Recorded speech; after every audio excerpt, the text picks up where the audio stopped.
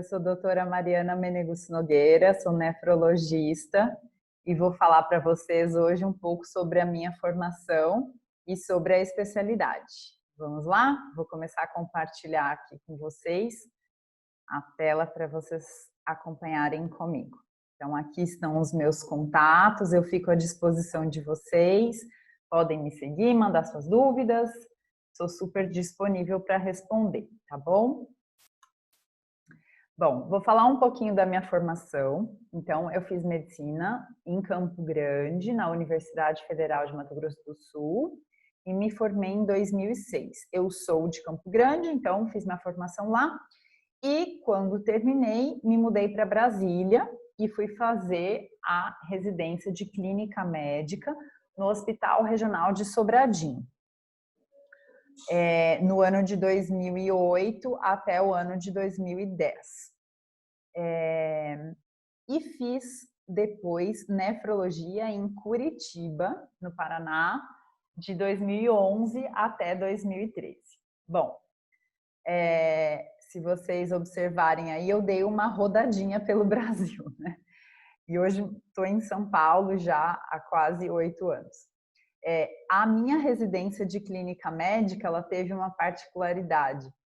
Nós entramos em 6 residentes, 2 desistiram da residência no início, ficamos então em 4 até o final, e desses 4 residentes, 3 fizeram nefrologia. Eu terminei a residência de clínica médica querendo fazer endócrino, mas terminei, fiz a prova, não passei, comecei a atuar como clínica em ambulatório e em pronto-socorro. E eu vi que eu gostava de uma coisa um pouco mais ágil, que se eu fizesse só consultório, talvez eu acharia um pouco chato. E aí a endócrino começou a perder um pouco de força na minha escolha. Comecei a pensar sobre diversas possibilidades, né?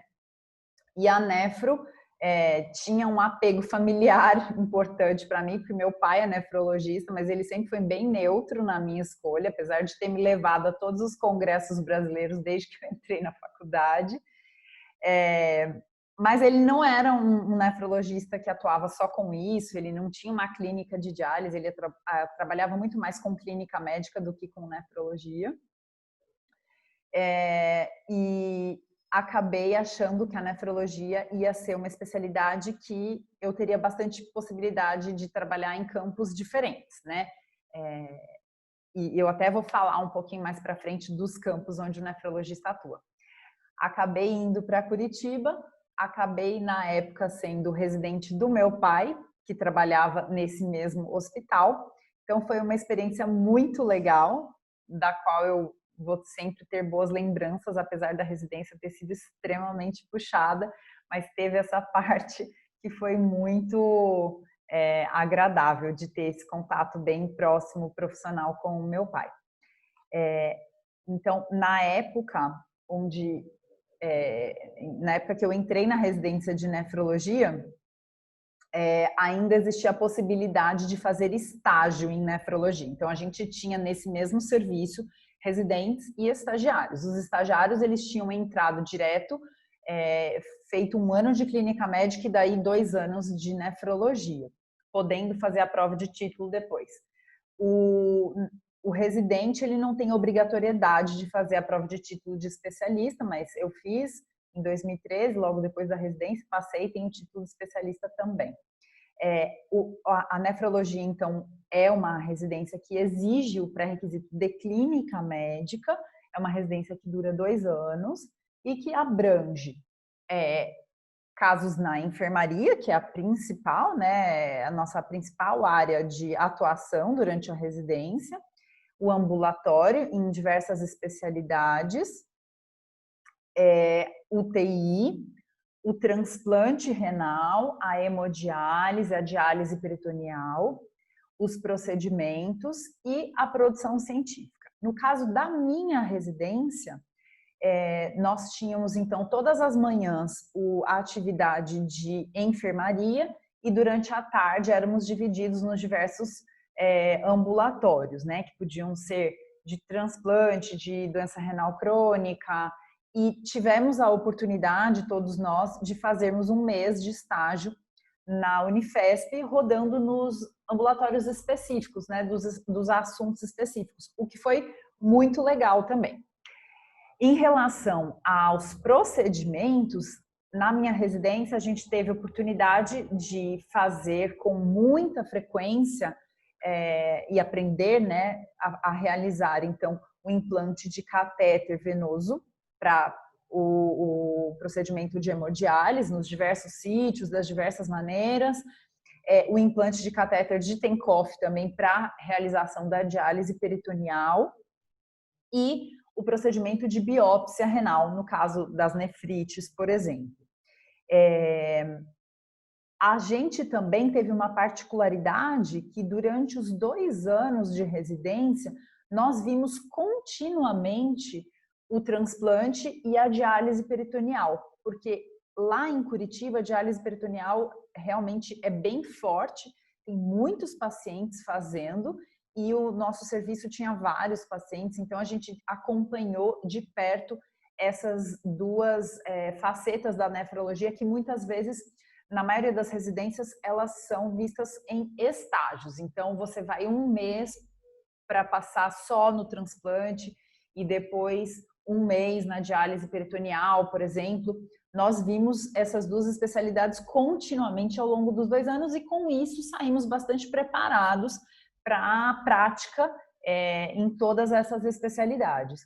Porém, o contraponto é que a minha residência teve uma parte de produção científica bastante pobre. Então, a gente não teve assim tanto incentivo à pesquisa, a publicar trabalho, etc. Mas a gente saiu capaz de tocar qualquer serviço na prática. Tanto é que 1 ano depois que eu saí da residência, eu assumi como chefe um serviço de diálise peritoneal aqui em São Paulo. Então, aqui tem algumas fotos da época de residência, onde eu estou implantando um catéter de Tencoff com o Dr. Gilson Biagini, que era o nosso chefe de diálise peritoneal, que faleceu recentemente. E era algo que eu gostava muito, gosto ainda muito, mas acabei optando por não trabalhar mais com diálise peritoneal depois que eu acabei engravidando, tendo uma filha, e aí isso mudou um pouco o rumo da minha carreira. As doenças nefrológicas que a gente vai ver, né, na residência e na prática clínica são principalmente a doença renal crônica, que pode vir por diversas razões, né? A lesão renal aguda, que hoje existe essa nomenclatura diferente, então o correto não é mais falar insuficiência renal aguda, e sim lesão renal aguda. As nefrites, a infecção do trato urinário, a nefrolitíase, as doenças císticas renais, a hipertensão e doenças genéticas ligadas aos rins. E onde que o nefrologista pode atuar? Então, nós temos, como eu falei, né, inclusive foi um dos pontos que me fez escolher a nefrologia, um leque muito amplo de opções. Então, você pode trabalhar desde num hospital, como aquele médico que vai acompanhar os casos nefrológicos, né? Responder os pareceres das diversas especialidades. Você acaba tendo uma formação bastante significativa em UTI, então, apesar de a gente não sair intensivista, o nefrologista tem bastante noção sobre medicina intensiva e muitas vezes os nefrologistas vão trabalhar em UTI e talvez até acabem se especializando mais nessa área. Você pode trabalhar em consultório, atendendo convênio particular, nos ambulatórios do SUS, com transplante renal, seja no consultório, fazendo a parte de pré-transplante, avaliação de possíveis doadores e toda a parte de exames que um paciente que vai ser submetido ao transplante precisa fazer, e também na parte de acompanhamento hospitalar do transplante, apesar da cirurgia em si ser feita, obviamente, pelos urologistas, o nefrologista é quem vai fazer o antes e o depois do transplante. Então, todo o preparo para a cirurgia e todo o acompanhamento no pós-transplante, quem vai fazer é o nefrologista. Também trabalhamos com hemodiálise nos pacientes que têm a lesão renal aguda ou nos pacientes em hemodiálise crônica e a diálise peritoneal. Então, como vocês podem ver, é bem variado. E o que eu faço hoje? Então, hoje, depois que a minha filha nasceu, que vai fazer quase 3 anos, eu acabei afunilando bastante a minha atuação profissional para hemodiálise e consultório, porque são as áreas que eu acabo tendo um pouco mais de flexibilidade. Eu já atuei, como eu falei, em diálise peritoneal e hoje acabo ficando mais restrita nessas 2 áreas. Eu achei importante trazer para vocês alguns conceitos que todo médico precisa saber sobre nefrologia. Eu percebo que a formação em nefrologia da maioria acaba sendo um pouco deficitária. E saber nefrologia, mesmo que seja básico, é importante. Isso muda o tratamento que vocês vão dar para os seus pacientes, seja no pronto-socorro, seja no consultório de qualquer especialidade. Então, alguns conceitos são importantes, eu achei legal trazer, e são esses daqui que eu escolhi. Claro que tem outros, mas esses são os que eu escolhi trazer para vocês. Então, primeira coisa, identificar o paciente nefrológico e sempre que for identificado, encaminhar ao nefrologista. Então, não pensar assim, mas essa alteração de creatinina é muito leve, vamos acompanhar. Não. Toda vez que você ver qualquer alteração nos exames relativos à função renal ou nos exames de imagem, encaminhe para o nefrologista, porque isso é modificador de desfecho. O paciente vai ter uma melhor sobrevida renal e menor taxa de mortalidade geral se ele for encaminhado precocemente ao nefrologista. Existem trabalhos científicos mostrando isso. Outra coisa que eu acho muito importante saber é que ureia elevada isoladamente, sem o aumento da creatinina acompanhando, geralmente não é um problema renal. Então, existem causas para a elevação isolada de ureia, como o uso de medicamentos, principalmente corticoide, mesmo que tópico, e pensar, então, no uso de corticoide, pensar também em sangramento do trato gastrointestinal. Mesmo que seja uma pequena úlcera gástrica, isso já é suficiente para aumentar a ureia sem que aumente a creatinina. Então, se a ureia está 80 e a creatinina é 0,9, pode ter certeza que não tem problema no rim desse paciente. Não adianta encaminhar para o nefrologista. Até pode, mas não é esse o problema do paciente, tá? Outra coisa importante é a creatinina elevada no pronto-socorro sempre precisa afastar desidratação. Então, mesmo que tenha um aumento leve de creatinina, pensar sempre na desidratação. A desidratação é a causa principal disparada das lesões renais agudas, né? Que vão fazer esse aumento de creatinina, que pode ser transitória, na imensa maioria das vezes, ou não. Então, primeira coisa, corrigir a desidratação, repetir o exame e ver se a creatinina continua elevada. Lembrar sempre que existem 5 estágios de doença renal crônica. E a hemodiálise, ela só vai estar indicada no 5º estágio. Então, não pensar que uma creatinina ali de 1,7, 2 ponto alguma coisa, se você faz a continha que qualquer celular tem hoje, né? Qualquer um de vocês tem o Medical, que no celular eu tenho certeza, é só calcular o clearance estimado do paciente, seja pelo MDRD, CKD, EPI, e viu ali que deu 45%, 50%, 35%. Então, você consegue ter uma noção da gravidade dessa doença renal crônica. Por que eu estou falando isso? Para evitar o terrorismo nefrológico.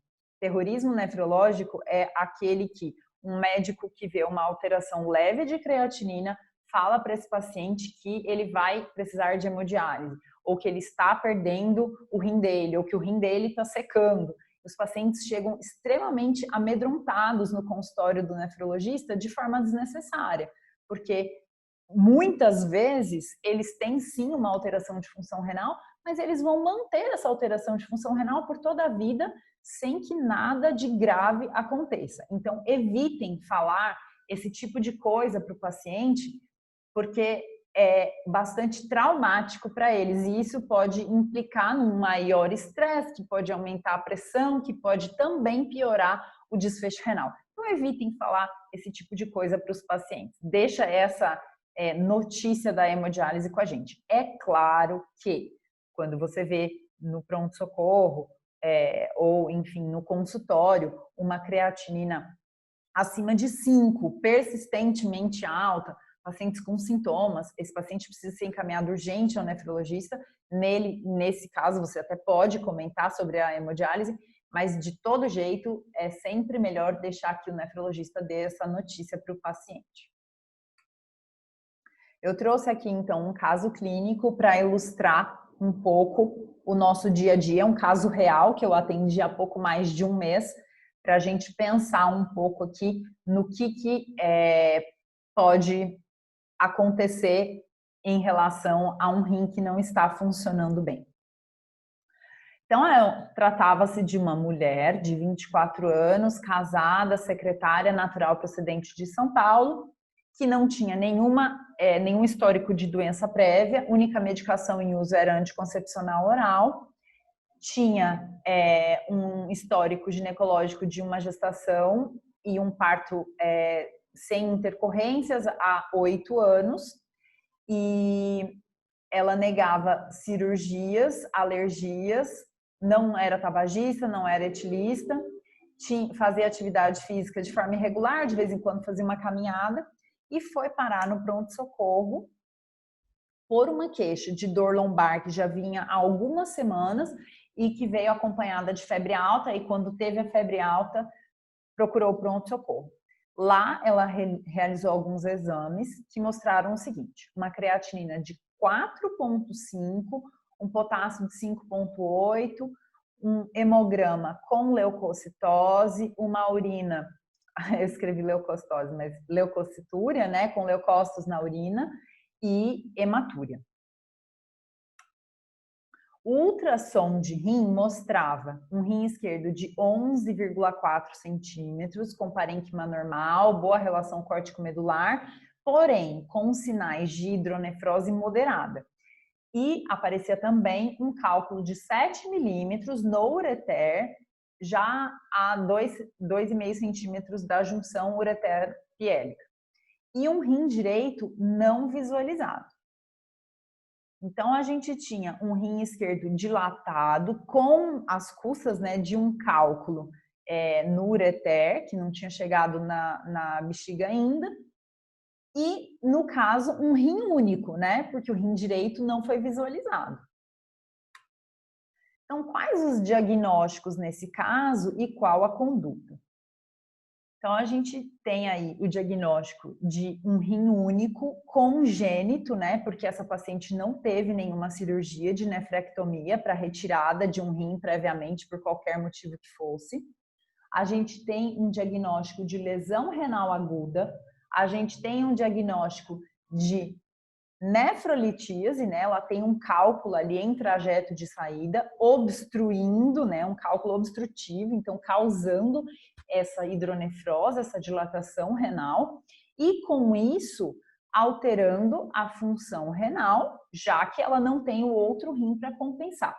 Então, nesse caso, e além disso, ela tem a febre alta, leucocitose, leucocitúria, né, mostrando para a gente aí uma infecção urinária associada a esse cálculo. Então, essa paciente é um compêndio, né? Lesão renal aguda por um cálculo obstrutivo em rim único, associada a uma infecção urinária, E o que a gente tem que fazer com essa paciente? Então, primeira coisa, essa paciente precisa ser internada, precisa ser chamada a equipe da urologia para desobstruir ao mais rápido possível, né? Então, passar ali provavelmente um catéter duplo J para retirada desse cálculo, para que aí a gente consiga ver quanto que o rim dela vai responder à medida que a gente tiver essa desobstrução e aí, posteriormente, acompanhar a queda dessa creatinina.